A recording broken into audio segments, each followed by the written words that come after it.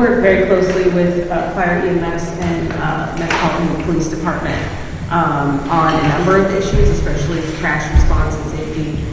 We have met with Fire EMS in this area and talked about the potential alternatives. You know, that we are studying the road diet, nothing's been decided yet, and talk them through a couple of concepts. So, yeah, we've been in contact with them. I will say what we've looked at already to even determine if we could go down this path and study a road diet was to look at the pre-pandemic data that we had on our books. Every so often we go around to all of our corridors across the district and we retime the lights according to what the traffic is. We've got existing data that was pre-pandemic that we were looking at. Just if we remove a lane, not looking at how we use the additional space, would it work in some of the areas? And so we found that it did work very well generally in some of the areas, but what we're going to do through this study is collect new data, most current data that we can, so that we can reaffirm that through this study, and then through the process determine how to use any additional space.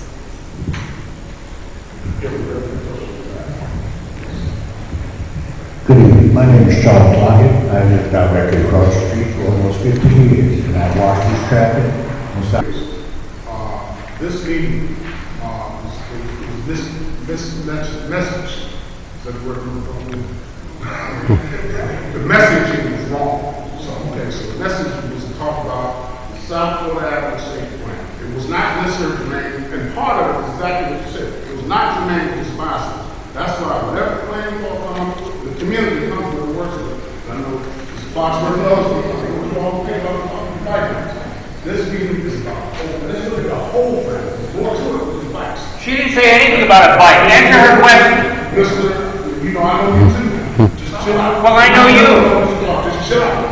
Okay? Just chill out. I am chill. You didn't answer her question. Is it a done deal? Is it a done deal? That's not before. Yes, it is.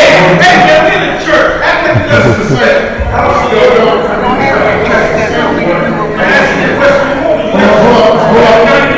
Hold up. This is a sanctuary. Don't do something. So maybe you should have it in the time. Okay, I'm going to answer the question. The study is a done deal. That is the stage we're at. We did not want to come here and talk about anything more than the study because we had nothing to tell you. The phase that we're at right now is doing the study. And there's no hidden plan or secret. We are doing a study so that we can come back to you when it's finished and talk more specifically. So I think people think that there's something else. We were going to have a small meeting. We wanted to talk about the website so we could share context, people could get updates. I know there was a flyer that went out and said, let's talk bike lanes. Our intent was to just let you know. We have a way you can get a status update. It was going to be a small meeting. I think there was some expectations here that were, unfortunately were set. But again, we have nothing to say about the bike lane because we're not planning a bike lane right now. We're doing a study. We have more information. We're going to come back and share it. All right, Mr. Norris, Mr. Rock, first. Let me make sure I got everybody. Come on, let me know. I don't know everybody knows. Okay. She didn't hear you. They want to hear you. Yeah. Nice. So I want to add things. So, okay, we have about 1,000 traffic safety input requests, okay? This didn't come out of nowhere. We are asked regularly to do safety work, to improve the safety on South Dakota Avenue. So I just want to say, this is not that Councilman Parker is just looking for something to do. He heard it from his constituents.